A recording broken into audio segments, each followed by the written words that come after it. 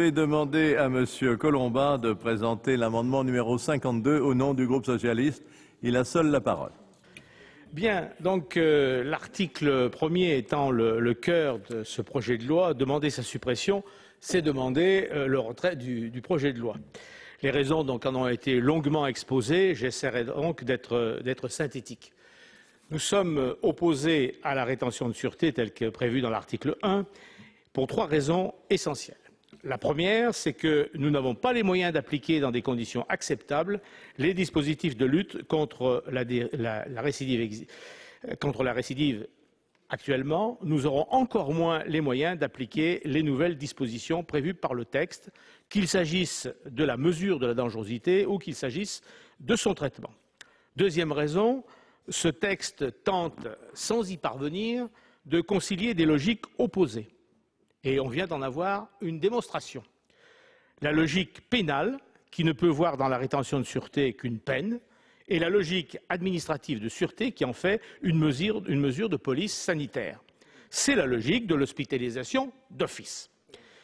Puisqu'on invoque les exemples étrangers pour justifier l'acclimatation en France de la rétention de sûreté, on constatera qu'ils sont, sinon complètement satisfaisants, au moins cohérents, ce qui n'est pas le cas des propositions qui nous sont faites.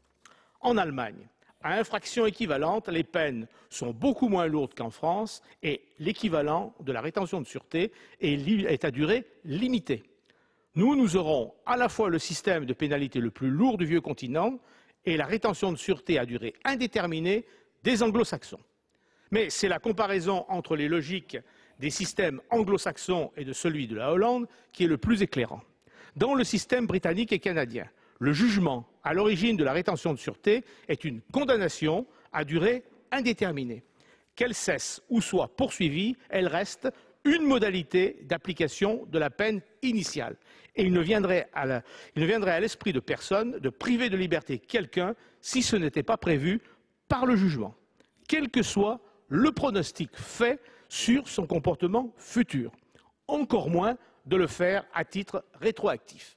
Le système hollandais, lui, ne fait pas de distinction, comme nous le faisons, entre le malade mental pénalement irresponsable et la personne atteinte de troubles de la personnalité ou du comportement pénalement responsable en France. Il y a d'un côté ceux qui suivent la voie psychiatrique, assimilable à notre hospitalisation d'office.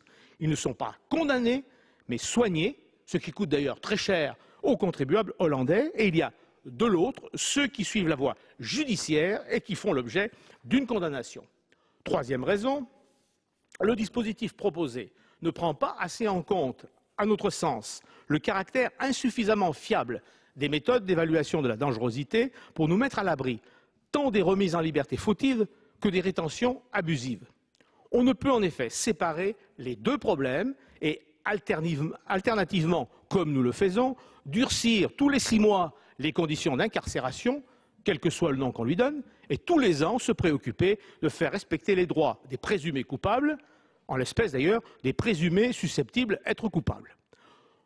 Nous ne pouvons cautionner un système trop sensible à l'air du temps pour être juste.